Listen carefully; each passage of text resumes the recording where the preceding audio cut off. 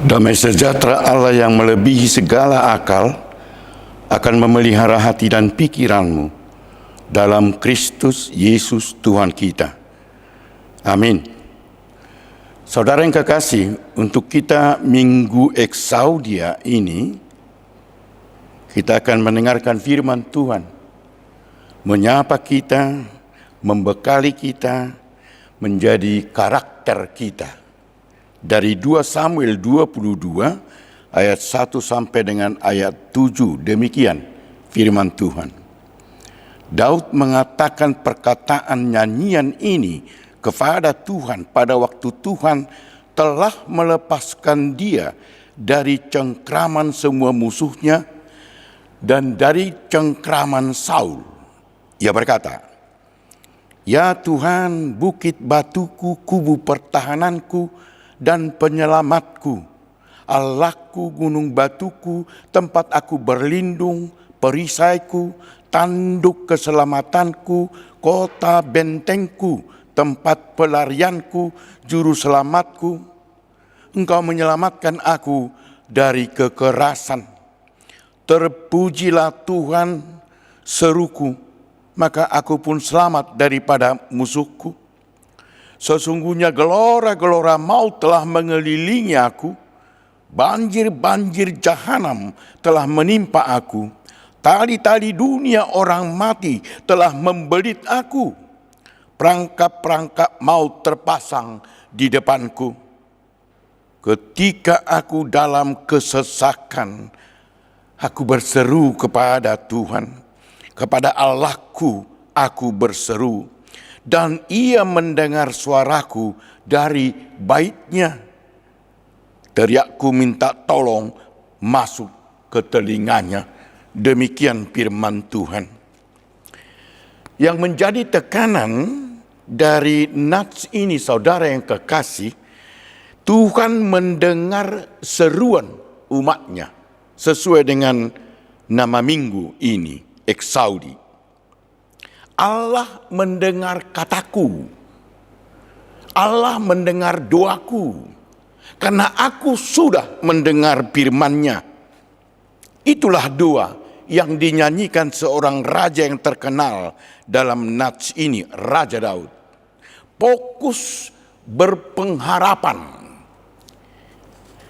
Ini adalah sebuah nyanyian. Ketika berhadapan dengan maut, ketika berhadapan dengan penderitaan, artinya dia bernyanyi, saudara yang kekasih, dengan serak-serak basah, tersendat-sendat, gentar, gemetar, total eksistensinya dari hati yang paling dalam. Jadi bukan bisnis, bukan penampilan, bukan show, tetapi bernyanyi menyembah Allah, pasrah menyerah kepada Allah. Itu bernyanyi yang baru kepada Tuhan. Itu yang mau kita dengarkan dari nats ini. Pertama, kenapa dia bernyanyi bersyukur? Kenapa? Yang pertama, raja pertama waktu itu di bangsa Israel ada Raja Saul. Dia tidak menuruti perintah Tuhan, bahkan menjauh dari Tuhan, maka dia dicopot jadi raja, diganti oleh Daud, anak penggembala sapi dari desa. Kenapa? Daud itu adalah panglima Saul. Dia selalu berperang, menjadi pemenang, dibanggakan oleh para perempuan Yerusalem dengan bernyanyi, bersorak-sorak menyambut. Akibatnya Saul marah. Saul mengejar dia, mau dibunuh, karena Allah memilih Daud sebagai pengganti, sebagai raja. Kenapa bukan anaknya? Saudara kekasih, why? Ini yang memuncak di hati seorang yang ambisius. Dia mau membunuh Daud. Yang kedua, pergumulan Daud kita lihat di sini, dia lari.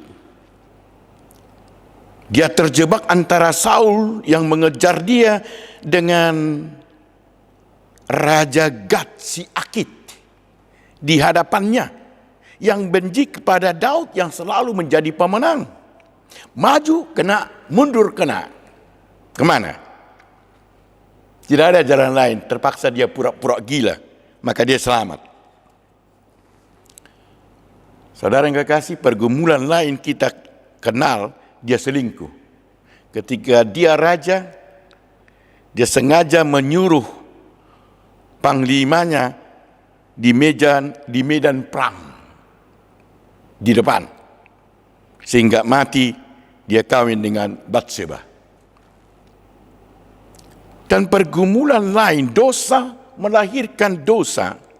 Anaknya Absalom mau jadi raja, menggeser dia dengan cara membunuh, berontak kepada Daud. Itu yang kita lihat dalam ayat 5-6 ini, bagaimana masalah itu melingkup hidupnya.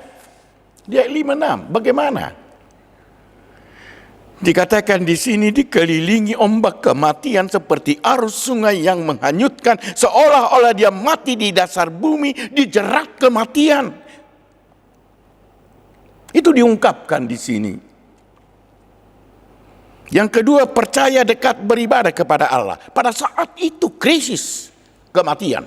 Di ayat 2-3, orang yang percaya ini dekat dan menyembah kepada Tuhan.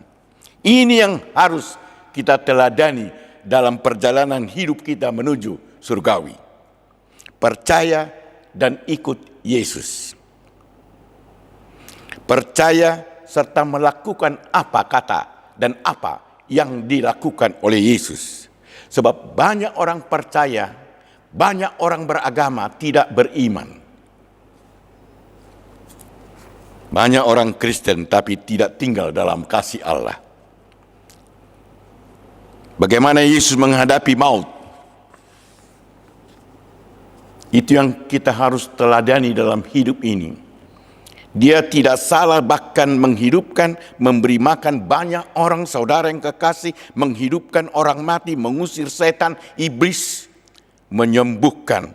Tetapi apa yang terjadi bagi diri Yesus? Dia dipikna, diadili, dihina, diludahi, ditampar, disipak, dan dia disalibkan. Apa kata Yesus, saudara? Apa kata Yesus? Dengan rendah hati, sabar dan lemah lembut, penuh damai dan maaf. Dalam kasihnya, dia berkata, mereka tidak tahu apa yang mereka perbuat itu. Begitu kita, bro.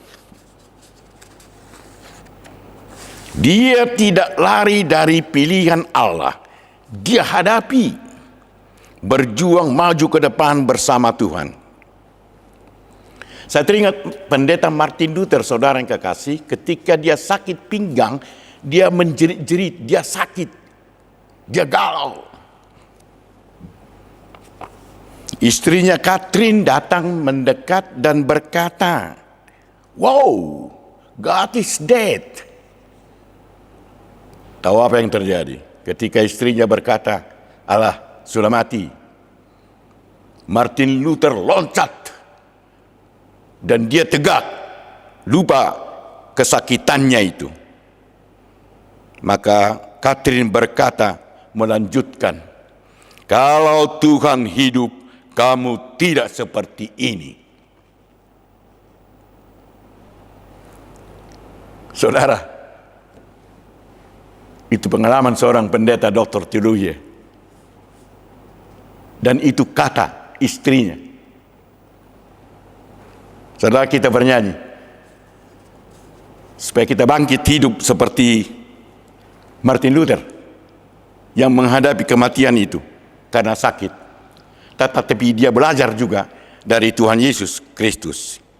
Hidup ini adalah kesempatan. Hidup ini harus jadi berkat, dan seterusnya. Ini menguatkan kita untuk bangkit, berlari, berjalan menuju kekekalan itu. Yang ketiga, ayat 4 dan 7, buah dari keselamatan itu. Walau dalam pergumulan mau tidak lupa kepada Allah keselamatan itu. Bagaimana kita kalau berhadapan dengan seperti ini, saudara? Tidak ada manusia yang sempurna. Tidak mungkin kita tidak menghadapi masalah. Tidak mungkin kita tidak menghadapi penyakit, penderitaan, dan lain-lain. Saya hanya membantu kita mendapat penjelasan ayat 47 ini dari satu ilustrasi pengalaman hidup dari seorang bapak. Dia lapar sekali, dia duda pulang kerja, makan.